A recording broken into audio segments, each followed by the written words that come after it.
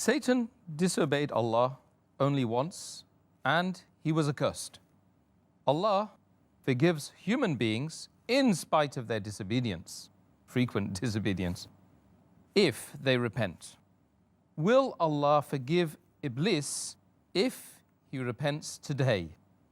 If you read the Quran, the story of Adam alayhi salam and Iblees is mentioned several times in the Quran. In Surah Baqarah chapter 2, Surah Araf chapter number 7, Surah Hijr chapter number 15, Surah Kahf chapter number 18, several places. And if you realize in the story, the moment Adam alayhi salam, Adam peace be upon him, he realized his mistake, he repented to Allah subhanahu wa ta'ala. And Allah immediately forgave him. And Eve, both of them, may Allah be pleased with them all. But if you note the story of Iblees, it's mentioned in Surah Araf, chapter number 7, verse number 14. When Iblees disobeyed Allah subhanahu wa ta'ala, Allah says that we said to the angels, bow down to Adam. All bowed down illa Iblees, except Iblees. Mentioned Surah Baqarah chapter 2, Surah Araf chapter 7. But instead of repenting to Allah subhanahu wa ta'ala, Iblees says in Surah Araf chapter 7, verse 14, that give me respite till the day they are raised up.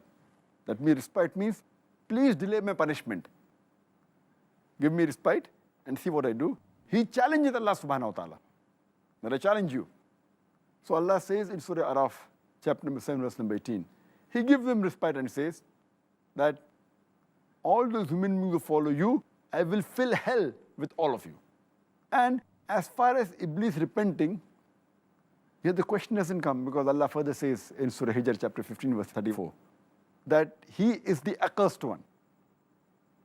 That Allah has the knowledge of the future, of the unseen.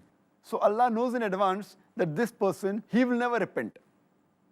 As Allah says in the Quran in Surah Baqarah chapter 2, verse 7 and 8, Allah says, Khatam Allah qulubihim, that Allah has put a seal on the hearts of those people, on those kafirs, and they will never come to the straight path. And similarly, we have examples of Allah predicts even about Abu Lahab, that he was one of the staunchest enemies of the beloved Prophet. Allah tells in advance, He reveals the surah, Tabbat yada Abi Lahabin wa tab, the father of the flame. He was one of the staunchest enemies to the Prophet. And he says that he will never accept Islam and he will burn in hell. It was a prediction. All he had to do to prove the Quran wrong was to say that I am Muslim and say the Shahada. 10 years he had the opportunity, he did not do it. So Allah knew they will never repent. Similarly, Allah subhanahu wa ta'ala knows that Iblees, he will never repent. So that is the reason he has said that he is to you an avowed enemy. Allah says in Surah Baqarah chapter 2, verse 168, that, Ya ayyuhallazina amanu, O you believe, be careful of the khutwatu shaitan, of the footsteps of the devil, for he to you is an avowed enemy. So with all the verses of the Quran, we realize that Iblees will never repent, and Allah knows that, therefore he is called, he is the avowed enemy of the human being, and he is accursed.